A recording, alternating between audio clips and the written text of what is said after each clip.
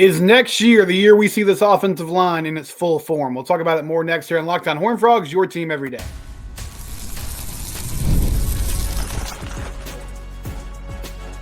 You are Locked On Horned Frogs, your daily podcast on the TCU Horned Frogs. Part of the Locked On Podcast Network, your team every day. That's right, your team every day. Subscribe to the YouTube channel. You can also find us on your favorite podcast platform. We are brought to you today by FanDuel. Appreciate their sponsorship. I'm Steven Simcox, your host. So the last couple of years, we've discussed the real Achilles heel. There's been a lot of issues. Now, TCU has turned things around a little bit in the last few weeks, and they've cleaned up some things that have plagued them over the past year plus, almost 2 years now. Turnovers, silly mistakes, poor execution on offense. Red zone has turned around. I mean, honestly, they've been a lot more efficient in the red zone this season. But one thing that I would say they haven't fixed to this point is offensive line and defensive line. Now, I like their defensive line starters if fully healthy, but that hasn't been the case. And the O-line, to their credit, has done really well in pass protection this year. They've kept Josh Hoover clean for the most part. Houston game was rough, but that was really the only game I remember where it was just constant. Second half against Utah, same type of thing. They were bringing blitzes, guys from a lot of different angles, and really challenging this O-line. The Houston game was honestly like three-man fronts, and they were getting pressure with that. But overall, pass blocking-wise, they've done a really good job. Now, run blocking has struggled. They haven't been able to run the ball in the traditional way. They found something that works with Savion Williams in this Wildcat package later on in the season. But going into next year, which I think regardless of what happens down the stretch in these last couple of games, it's going to be a make or break year for Sonny Dykes. I don't have a great pulse for what the administration thinks. Jeremiah denies this is his guy. I think he wants to be loyal to him to a point. And it'll be year 4. I mean, it's not ridiculous to say a guy that's going to be coming off a bowl appearance going into year 4 should get another opportunity. But just my general feel from the fan base, from interacting with you guys every day, interacting with people on social media, it feels like for the most part, he has kind of lost a good section of the fan base with some of his philosophies and just the way that he approaches coaching a team. Maybe that's changed for some of you over the last few weeks. Bottom line is, though, one thing that has to get better, they're going to have to find a run game. They're going to be able to stop the run. That's just football 101, no matter how you slice it, what level you're at. That's the first point of attack for every team. Defensively, if you can't slow down a run game, they're just going to stick with it until you do. Offensively, if you can't run the ball and you're one-dimensional, then it's going to be tough to score. Now, Kendall Briles and his staff have found some ways around that this year, but it's tough to be consistent when you can't find consistency on the ground. But I was thinking this morning, because bye week seems like a perfect time to sort of have these discussions and have these thoughts. One thing about this team that I don't feel like I totally maybe understood, or maybe I just undersold it a little bit before the year, were how much these injuries before the season affected this group. Now, I'm not trying to make excuses for anybody. Even with the injuries, I still think there's games on the schedule that TCU could have and should have won. I mean, a play here or there and you beat UCF. Now we can say the same thing about Texas Tech, right? On the other side of it, there are games that they probably should have lost that they won. And my buddy Matthew Welker will say that's the sign of a team that's not very good. But they've been a lot of one-score games. UCF, I mean, they're right there. They blew that lead. SMU was a debacle. There was no way around that. I feel like Houston was a debacle. It's a game they probably should have won, but the way they played, they just lost it handily. And then Baylor was another type of toss-up game where, man, you feel like if you just could have done a few things here and there, then you win that game, but you didn't. So even with the current personnel, I think there's 2 games on the schedule at least that they could have flipped the result, and suddenly you're staring at a much different season. But losing Avery Helm before the year, along with Vernon Glover, I'll stick with Helm, though, because that was supposed to be your guy. And naively, I was sort of like, well, I mean, the good news is they got some depth there. I thought JT Broughton would do a better job. And it feels like now Channing Candace kind of slipped into that role nicely. So they got James on one side, they got Candace on the other. They're rotating in McIver a little bit more, and they're giving Broughton some run from time to time. But they found a rotation at corner that doesn't leave them as exposed. O-line wise, losing Cade Bennett, that was a huge deal. D-line wise, Paul Lawale never took the field, ended up having season-ending surgery. That was a big thing. But I want to focus on the Cade Bennett situation today because offensive line, I think in some ways they're building in the right direction. And I feel like next season could be a year where it finally comes together.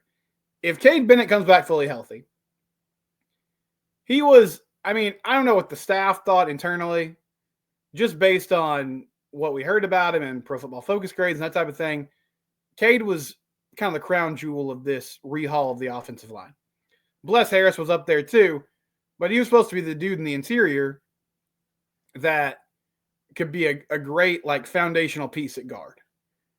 So if he's able to slide in at left guard next year, Brockermeyer will be coming back at center, potentially Colton Deary on the other side, and suddenly your interior offensive line looks pretty salty. And you'll have some guys coming back next year like Remington Strickland and Carson Bruno have gotten some reps. They don't look like starters, but they could be good depth pieces. Cooper Powers is a young player that they like. So there's some, functionality there, and I think that has the potential to be a good unit. The issue is going to be your tackles. Left tackle Bless Harris is leaving.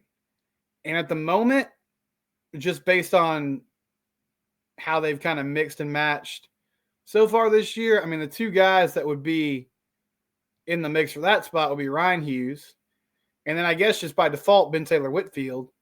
But they've swung Whitfield over to the right-hand side. So I think there's a decent chance that your offensive line next season, if they don't go add anybody, which I'll get to in a minute, could be Ryan Hughes, Bennett, Brockermeyer, Deary, Ben Taylor Whitfield, maybe Mike Nichols. There's some different variations there. Now, if I were advising them on what to do, I think one of the biggest priorities in the transfer portal, you got to go get a left tackle. And some of you might kind of roll your eyes or groan at that because we've been sold now for 2 seasons on rebuilding this line through the portal. And if we're being generous, we would say there's been mixed results, right? Here would be my encouragement. If you've got a good foundation with your interior O-lineman, and a lot of this hinges on Bennett. He had a back injury. Hopefully he's going to be good to go. But that's like a day one starter type of guy. And you're probably going to have to pony up some money to go get a real starter at left tackle. But if you can do that, there's a big difference between finding one piece for your offensive line in the portal and tearing it down and rebuilding the whole thing. There's a number of college football analyst reporters who have kind of come to the conclusion you can't build offensive line depth or just an offensive line through a portal haul. Shehan Jayaraja has been one of the most vocal about this. But one guy sliding in at left tackle, along with 3 to potentially 4 returning starters, depending on what they decide to do with Whitfield, that's a different story. Because one of the biggest things with O-line plays, you have to build continuity. You guys have to be on the same page, have to understand the protections, have to understand the responsibilities in the run game, what the rules are. Am I passing this guy off? Am I going to get him at the second level? Am I hitting the first thing that crosses my face? Whatever that looks like for A.J. Ricker and company, they've got to get that solved. And that takes time and that takes reps. But if you've got a base front that is working, then plugging in 1 to 2 players is not a big deal. Next year, or it's a lot more manageable, I guess I should say. Next year is also going to be a big year for the thought of and just the execution of, all right, you've gone heavy in the high school classes the last couple seasons, trying to get beef up front, which I think is very smart. Are these guys ready to play? Seeing Hughes out there for a series was great, but it was one series. Is Tobias Steps going to be ready to go next year? Samir Camacho, Wesley Harvey, are any of those players going to be in a place where they can step into the 2 deep next season? Because if they are, then you start to kind of see the light in the end of the tunnel of, okay, maybe we don't have to go find 3 starters in the portal anymore. Maybe we're just down to 1 or 2 now. And we can make that work. We can make that a better system for us. Because next season, and I guess I'll get to this now. I was going to cover it in the last segment, but I'll cover it now. Tanner McKinney says, I don't think it's fully fair when we're talking about the running game and the running backs for the running backs, because a lot of times they don't get more than 10 carries in a game. Cam and Payne are both great backs, but they need to get the ball more in a game. Well, that's an interesting thought. And what Tanner's talking about here with the run game and trying to get it to a place where it's better, I think we've all been fairly disappointed with the running back so far this season. It's this kind of old school mentality, and I don't use that in a bad way. It just is what it is. But it's this old school mentality of you got to give a guy 15 to 20 carries a game because your offensive line can start leaning on people and the physicality will start to wear on the defense. Running backs, traditional running backs, like more big body type workhorse guys, tend to get better and stronger as the game goes on. And then in the 3rd and 4th quarter, you really start to exert your will. And all of a sudden, those 4 and 5 yard runs or 3 yard runs early in the game, now you're popping it for 11, 15, 14, 8, right? And you can wear down the other team. You can work the clock. You can really dictate the pace of the second half if you can do that. As it pertains to Cam Cook and Payne and all the guys that we're talking about, I guess my counter would be, I understand what you're saying. It's sort of a chicken and egg thing, though. Like, those guys, do they need more carries to get more production? In theory, yes. The problem is there have been a lot of games this year where they're not even getting 3 or 4 yards a pop when they're toting the rock. It's a lot of -2, -1, 1, 2.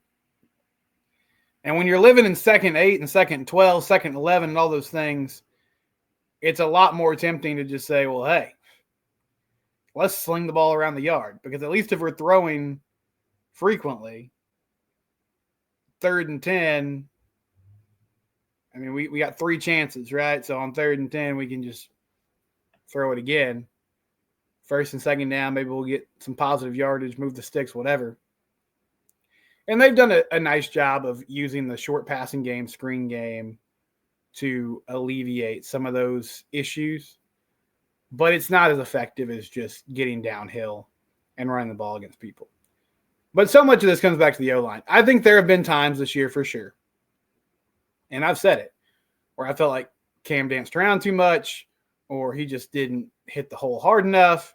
He kind of tiptoed through the space, and then all of a sudden the defense is cutting down that space, and he's getting tackled for a 1-yard gain. I saw a clip from Travis Roeder, who covers the Big 12 for 365, but specifically Baylor. And, I mean, he showed one where Trent Battle just completely missed an opening, a crease, right? Like, if he bounces it outside, or once he gets through the line, if he bounces it outside, he's got space. And we could do that all day. Like, it's not me singling out Trent. It's just pointing out that it's both and. Like, the O-line has struggled. The running backs haven't always done their job either. But I think foundationally it comes back to, can you block? That's the thing. Because there's a much more prevalent results of a great offensive line making a running back look better than a running back making an O-line look better. There's some cases where that's true. But usually, if you can block, even if you don't have the fastest or strongest dude back there, they can get yardage and be productive. So, but to your point, Tanner, I'll look. I meant to look before I started recording today, but I didn't.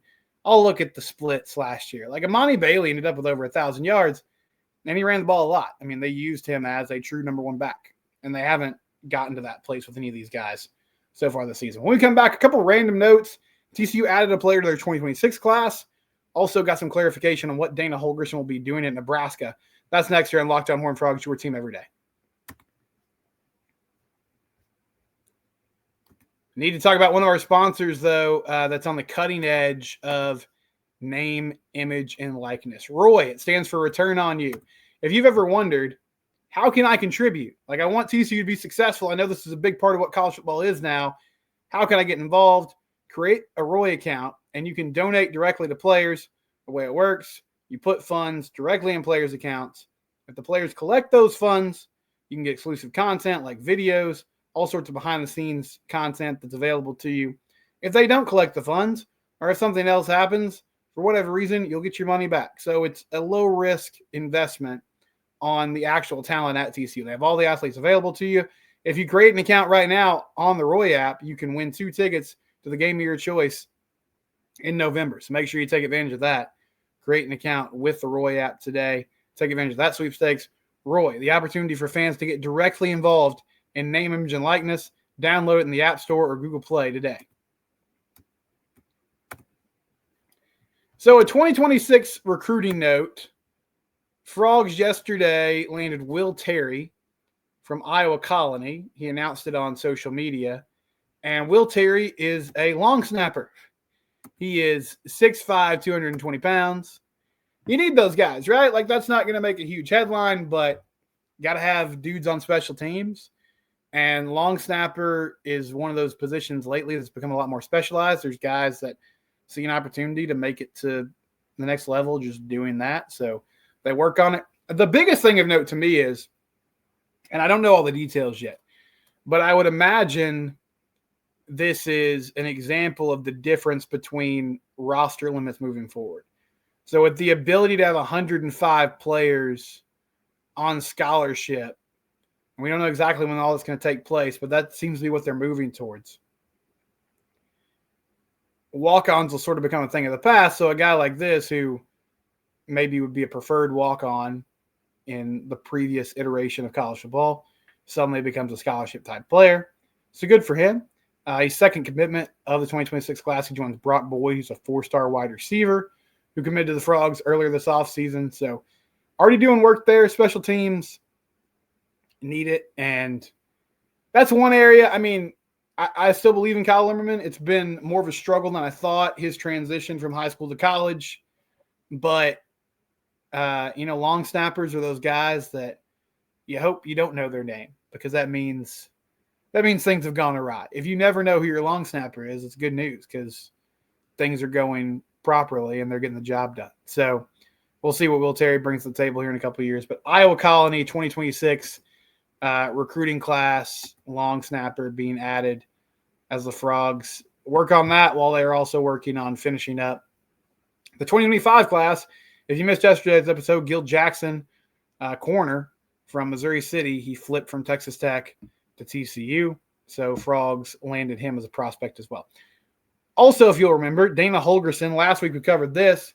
He mid-season just left the team. He was a consultant for Sonny Dykes this year. He was working with the defense with Andy Avalos, doing some advanced scouting with opposing offenses, which was, just supposed to be kind of a part-time gig.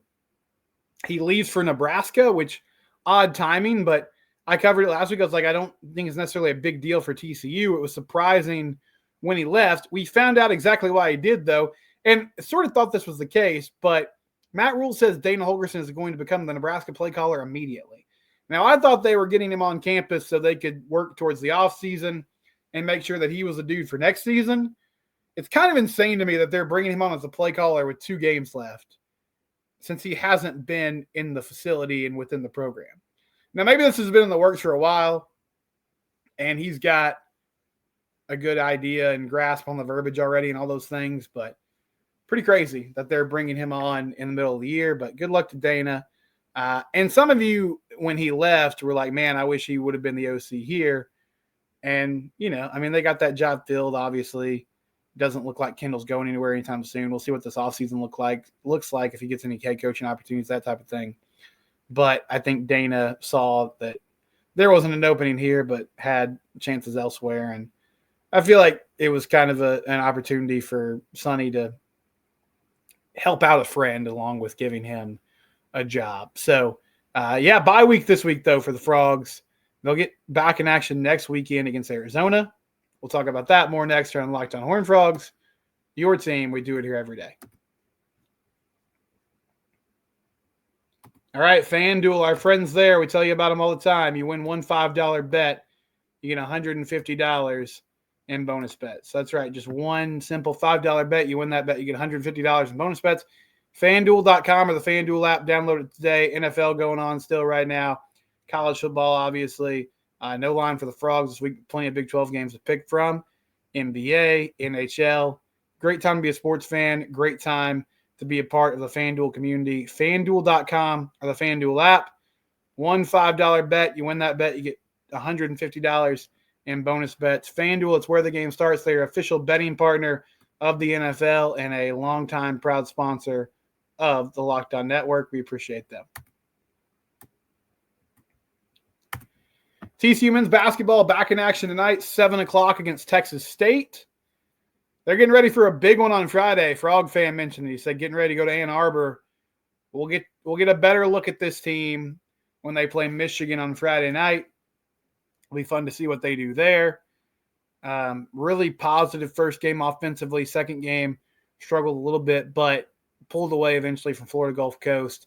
They'll get Texas State, another home game, another chance to get those transfers out there, get those young guys and see how they gel together, see how they play together as they try to build this team moving forward.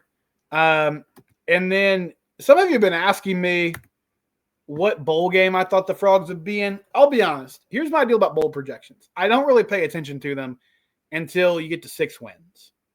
They're there now. So I've been looking around a little bit this week.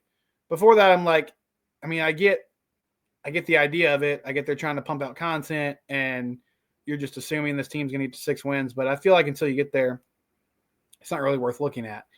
But the options that I've seen, the Rate Bowl used to be the Guaranteed Rate Bowl in Phoenix. The Texas Bowl, which the Texas Bowl would be interesting because it would be most likely against an SEC opponent like LSU, maybe Vandy, or the Independence Bowl. I've seen a few projections of the Independence Bowl in Shreveport and possibly playing Army, which Army football, incredible. They're undefeated. They just beat North Texas 14-3. They literally had like a 13-minute drive in that game in Denton last week. It would be fun. Like, I think it'd be cool. It'd be a unique experience. Obviously, the service academies, it's awesome to see them play.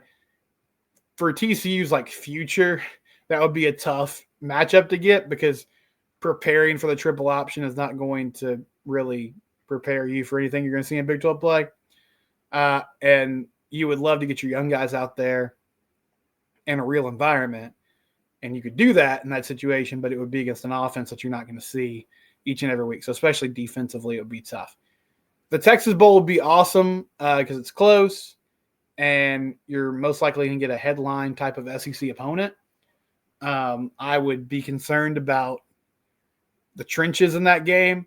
I do wonder, though, last year, like Oklahoma State played A&M in the Texas Bowl. I think it was the Texas Bowl. And A&M they also had Jimbo left and they were hiring Elko. But they just had this huge mass exodus of guys that were like, nope, I'm not playing. And I don't know if it would be the same type of thing. I think LSU, you'd see that more than if it was Vandy. But that would be a storyline to watch there as well. So I'll try to do a better job of searching that over the next few weeks and getting ready to see where they're at, where they're going. But it's awesome that they're back in one. They were in the playoff a couple of years ago, but before that, they qualified for a bowl game in 2020, had a COVID outbreak, so they had to end up canceling the game. They haven't played in like a normal bowl game since the Cheez-It Bowl in 2017. That's pretty wild to think about. Was that 2017? 2018. Yeah, 2018. Because 2017, they had the great year. They went to the Big 12 Championship game, won the Alamo Bowl. 2018. 2019, 5-7. 2020 had the cancellation. 2021, 5-7. Playoff, 5-7. So it's been it's been kind of a hamster wheel of not being in the postseason. So I understand a lot of people are still somewhat disappointed with this year and think that the team could do more. But I am genuinely excited to see them in a bowl game just because it's been a little bit since we've been in a normal scenario like that. We'll have coverage the rest of this week. It's a bye week, but we're still here doing shows. It's Locked on Horned Frogs, your team every day. We're free and available wherever you get your podcast.